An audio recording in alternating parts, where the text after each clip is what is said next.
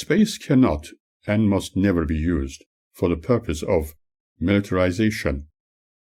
The Galactic Federation, as some believe exists, can only allow progressive development and not humanity's current trends in fighting efforts on religious or political grounds. Their dreams of space wars are therefore futile. Dogma in any endeavor keeps mankind in dark bondage. Humanity needs to clean up their act and start living in peace without utilizing their advancements for the destruction of life. They are being warned not to continue building destructive elements, engaging in violence against each other, before it is too late. Intergalactic people are not going to interfere with mankind's self-destruct mode, which they have created over the centuries and need to stop by themselves. This may be the last call before the end of their ungrounded reality dreams. Their religious intolerance, military action, and political anomalies must cease. Since I was considered as someone who could bring new ways of thinking, and I accepted others as they were, when Merva claimed that she believed I was the answer to their prayers, I could only respond to her with a positive, "It may be so." We immediately became friends with everyone present at that first session, and I was asked to tell them things at their next gathering.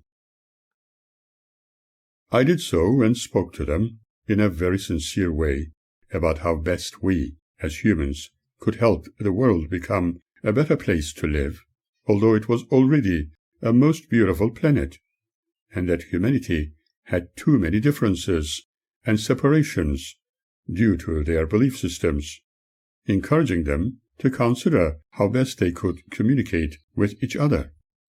They all took my speech as if it was spirit communication from another dimension, due to their belief that someone lecturing on their platform had to be guided by beings from a higher echelon. They had been so conditioned that inspirational speaking could only come from the spirit world.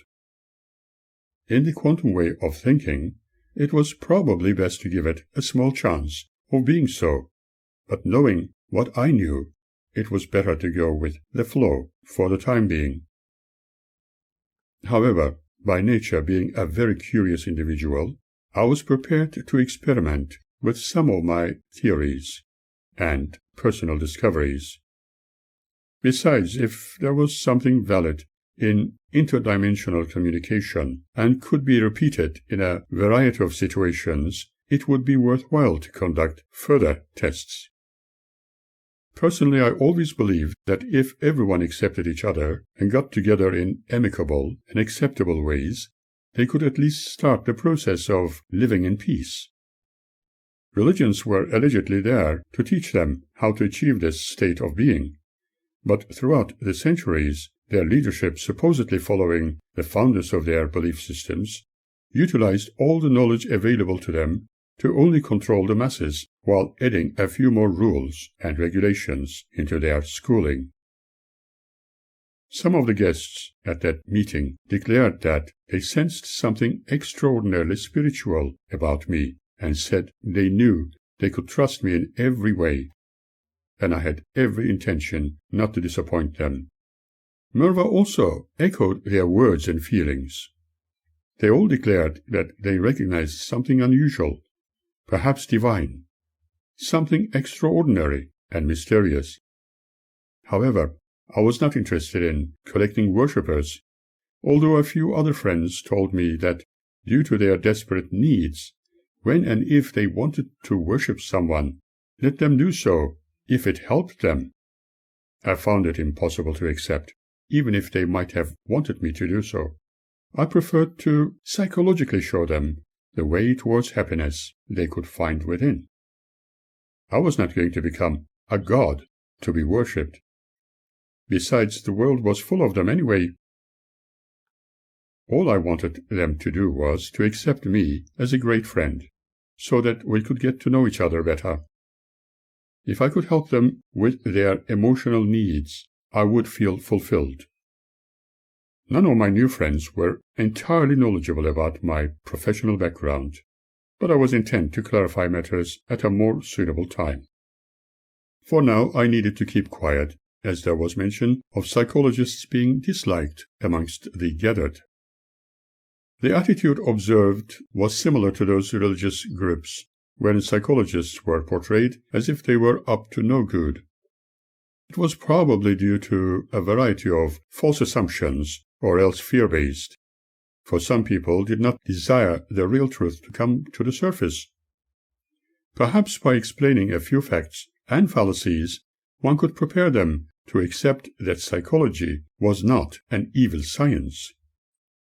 This reminded me of people my ex-partner associated with, for they did not even want to know the truth, only assuming to understand it. This is undeniably very reminiscent of their founder's claims to know ancient Greek, when in reality he had no knowledge of it. While I was associated with Merva's group, I was asked if there was any chance for me to channel in their midst to the divine energies, since I had given them a taste of it when I conducted a few experiments. They all wanted me to do so whenever they got together. Firstly, I did not desire to be seen as a psychic medium, and secondly, I did not want to stop Merva's activities, for they were clearly assisting people with their psychological needs without naming them as such. I repeated my experiment from time to time, but they did not realize it was an experiment, although it was clearly explained to them. And who knows, I was also doing some good. It was probably better this way. My way of talking to people was specifically a direct approach in helping them to think positively and start living life without a worry in the world. I was not keen about delivering imagined messages from the deceased in the most negative way, as a number of psychics were known to do for a fee. However, a few strange things began to happen all over the country. Especially during my stay in Perth, some aerial phenomena seemed to excite a few people. I believe that those strange happenings could not have been because of my presence. I just happened to be there at the right time.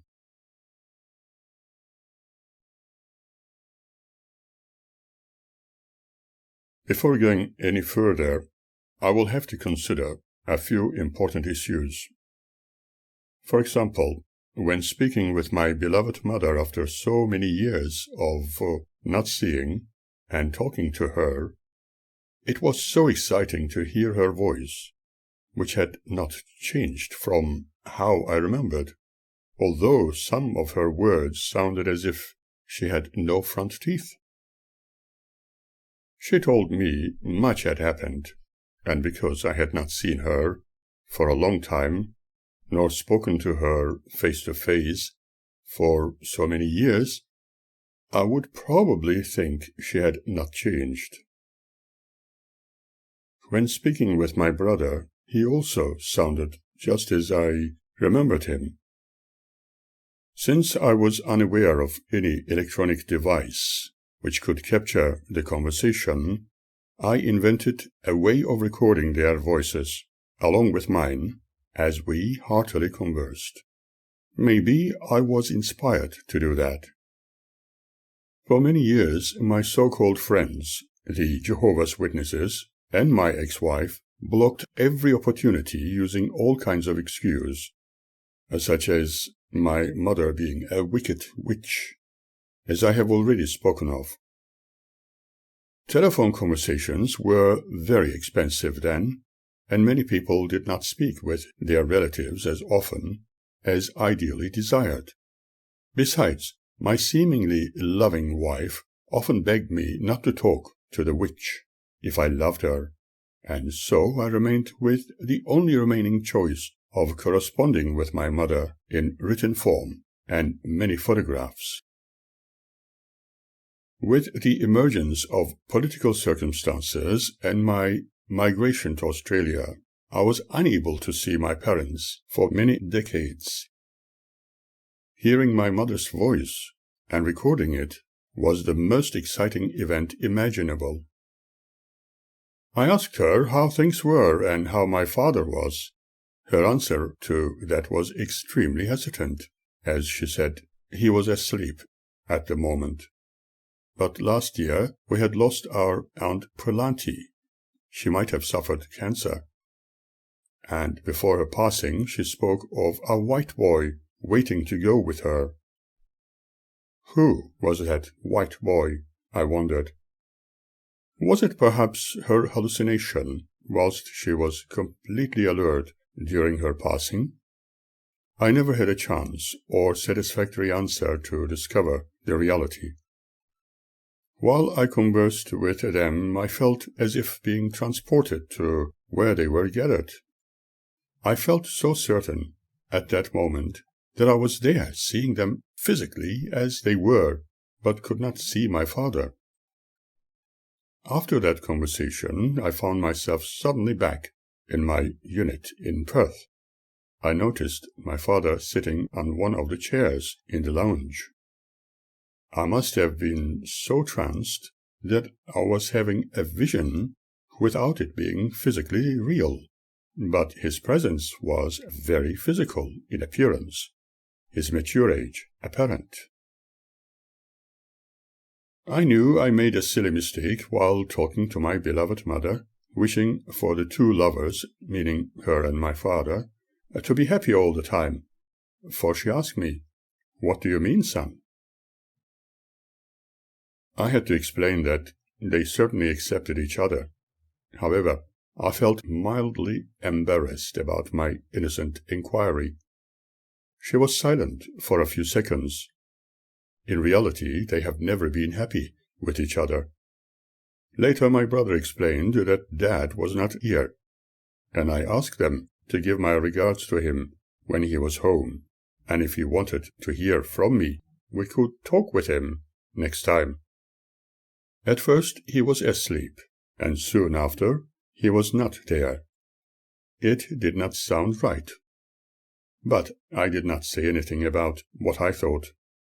However, seeing him in my lounge was unusual, and so I took it as an hallucination. Can you imagine how happy we all were after that occasion, when we were finally able to talk to each other? I still keep and treasure that recording after all these decades. But my sensation of being transported there during the conversation, and at the end finding myself back at my Perth address, where I saw my father as physical as he would have been when alive, was extraordinary. He spoke to me with a voice I remembered, saying, "It is time for me to go, son."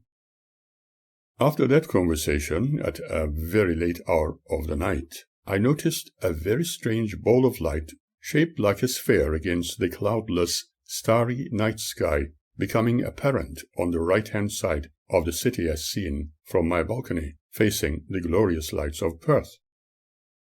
The city looked like a fantastic dream, and a ball of light was just above the Burswood Casino, as it was then, slowly moving towards the left. During this time I felt inspired to draw the portrait of a beautiful girl with gorgeous blonde hair and full of smiles. But there was something most definitely different about her. She had a pair of cat's eyes. I spoke about it to the members of the WAUFOIC, WAUFOIC research group, and showed them the image I had drawn. However, I was not sure whether it actually had anything to do with the sighting I witnessed. We made further inquiries and discovered that during that sighting there were no aeroplanes, police helicopters, light aircraft, or any balloons in the sky. And there were no meteorites, comets, or any satellites visible. Additionally, a few other people had witnessed the phenomena that night as well, but my news had somehow been filtered to the media. A few opportunist journalists decided to interview me with their 1,000 questions at the group meeting, and soon after several articles with my picture and the image I had drawn were published. One very popular magazine even printed my color photographs with that interview about the sighting. Alas, they described me as an Indian psychic and gave me a few additional and different names. It was so hilarious to rediscover oneself under different identity and names. It still makes me laugh about those titles, identifications, and additional names. Seeing my images and the drawing I made of that unusual girl were pleasant experiences I had not expected in my wildest dreams, but was not pleased about being described as someone I was not. It was also about this time when many more unusual phenomena were reported by a large cross-section of people, including pilots and even police officers. One might easily think that perhaps they were under a lot of stress and their minds were creating outlandish but believable phenomena. Was it to make people realize that there were many other things in life to learn from, and even to relax their minds by imagining something totally harmless? Too many incidents like that might have declared something significant and unusual, but not like closed-mind fanatics would describe it to be. Can anybody see others' imagination as physical realities and photograph them? Every individual's experience of seeing and relating to things can be different. When you think about it, we are like an island in the midst of an interminable grid of relationships with other people and everything around us. Here is an interesting consideration. What about our relationship with ourselves? Nonetheless, we are all conscious of self. Remember also that we tend to ask, who am I? What do I want? What is my purpose here? Am I doing the right things? Am I really happy with things I do? We can certainly try to ignore them. It is our choice, but we cannot run away from them. Have you ever asked yourself, what does my vision point at? It really sounds so unusual that one can almost call it madness. It is strange to query something like that, but it is equally important to question how we relate to self, for it affects how we relate to others around us. Considering the people at gatherings like Merva's, I thought that they would perhaps appreciate this wisdom. My intention was to assist the inquirer to discover self in the real world, and create an interest for those who might never have thought of it before. Consider our lives on earth. After our birth, we begin to discover self, which is our starting point, and also end with that self. Remember, we are living in societies within which selflessness is, for instance, considered as a virtue, and selfishness is seen as being evil. For my ex-wife, the dedicated witness, everything regarding one's self was a sin, especially when it concerned my interests. Remember, she was constantly preached about regarding this issue. On the other hand, I dared not say anything of value, for she was never permitted to listen to me. One naturally questions what are self, selflessness, and selfishness. What should one understand of the word self, and even question what self-actualization, self-alienation, self-sacrifice, and ego are? Have you heard or pondered on any of these concepts? The witnesses were liberally talking about these issues with the aim of convincing their dedicated members that they are in direct slavery to a foreign god, not the one Christian Bible recognizes, was the only way towards everlasting life after Armageddon.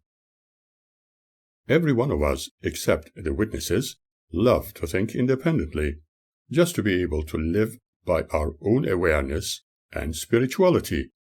But independent thinking is literally a taboo as far as witnesses are concerned. It really means to have the freedom and courage to be ourselves. Magda never believed this to be true, nor could she accept that everyone has the right to live to the full and not going in the opposite direction, like self-denial and repression. We can perhaps call it self-deception, and fanatical belief systems are well known to foster exactly this.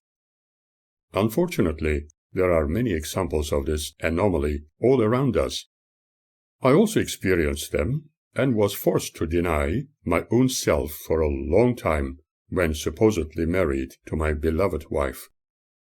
In fact, I seemed to need her permission to breathe, eat, laugh, or listen to music, let alone live. I dared not be me without her approval. We had only think of our priorities during my marriage as dictated by what she was dedicated to. She had absolutely no respect for me while demanding it from me, constantly hammering me with respect must be earned.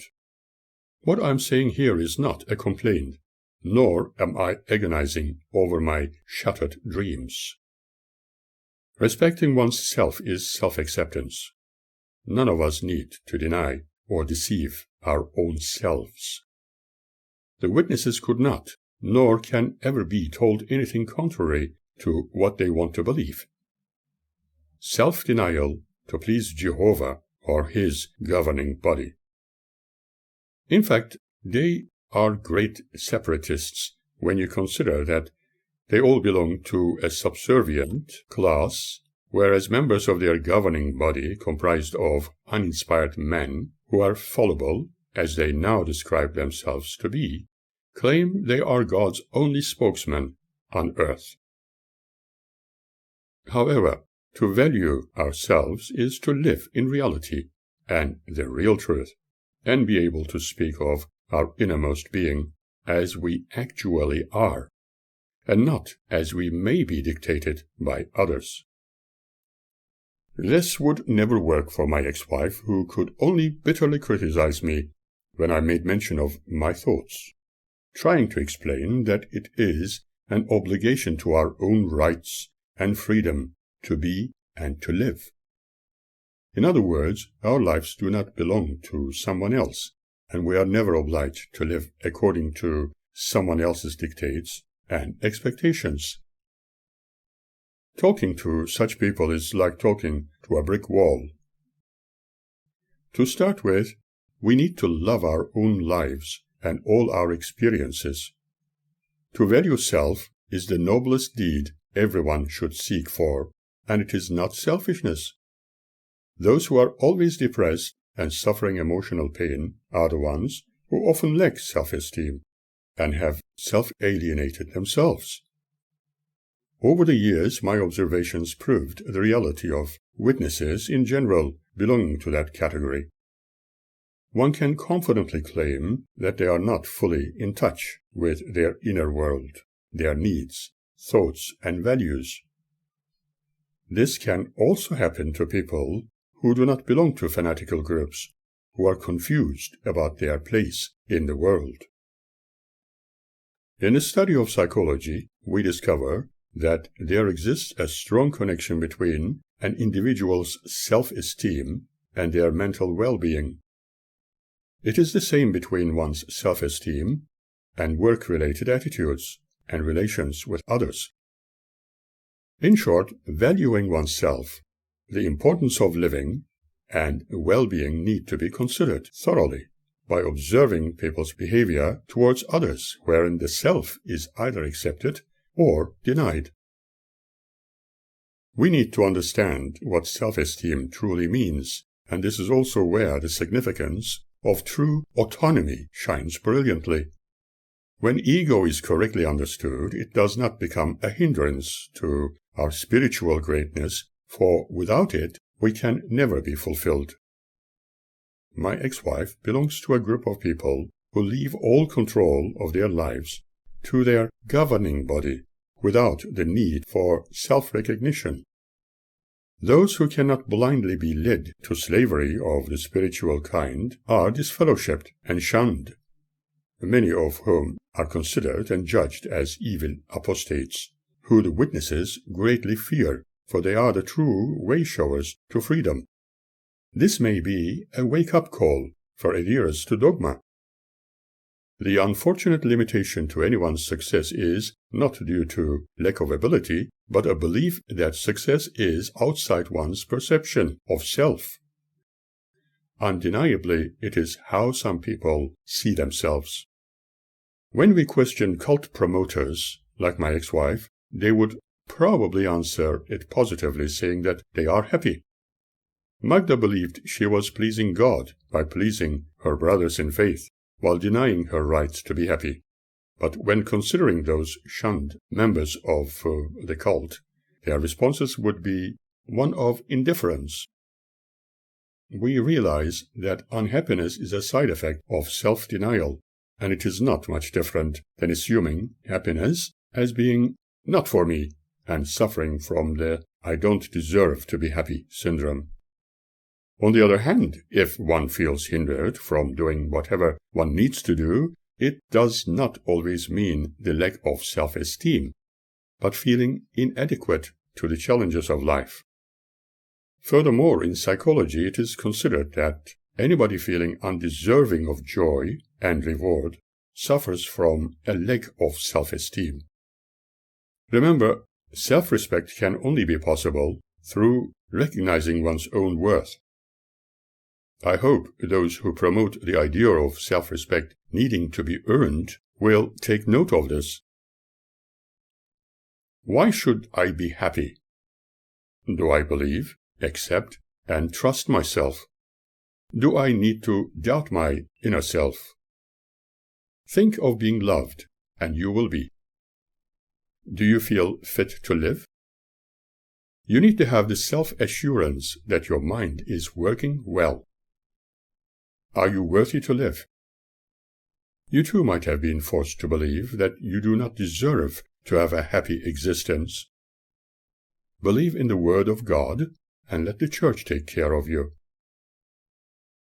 Even the Holy Scriptures emphasize the importance of absolute freedom and never encourage you into slavery, but the Word of God has been twisted to suit cult promoters.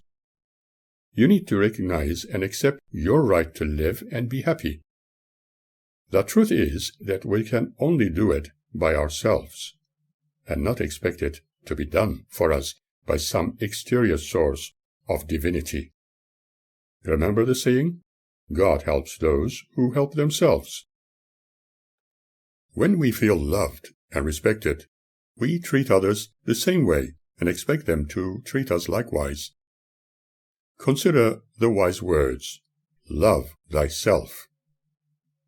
I know that low esteem creates despair and anxiety, whereas positive self-esteem is not egotism, but is related to conscious pleasure for positive endeavors. And remember, positive self-esteem always declares, I can. Alas, many are led to believe that they are unworthy sinners in the eyes of a great God. They consider pride as a negative attitude only, but positive pride cannot be something wicked, and their standpoint is almost like declaring that a sin of pride is something totally against life and being alive. Self-esteem is not self-glorification at the expense of others. It is also not superiority. Unfortunately, the witnesses' governing body proves to be supportive of self-glorification at the expense of their worldwide followers.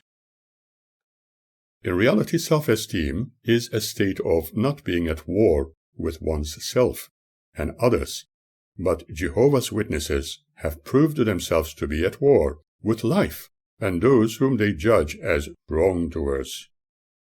By shunning people who they consider sinning against their organization, they prove how much they hate the world, in contrast to the Bible principle of love. Perhaps the friends from other dimensions could provide us with great wisdom to find real happiness by becoming more aware of ourselves and valuing the importance of self-esteem. Or is it already within our reach?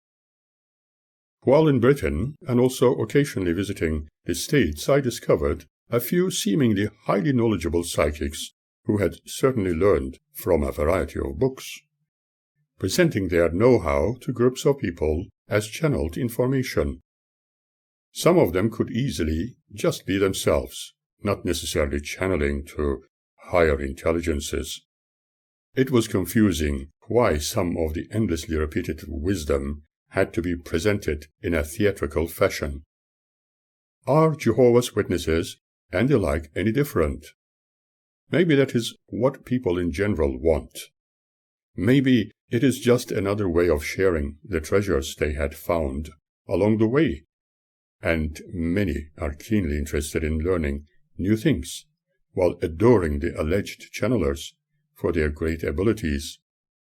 But it all comes at a price. I fondly remember the excellent words of William Cowper. Existence is a strange bargain. Life owes us little. We owe it everything. The only true happiness comes from squandering ourselves for a purpose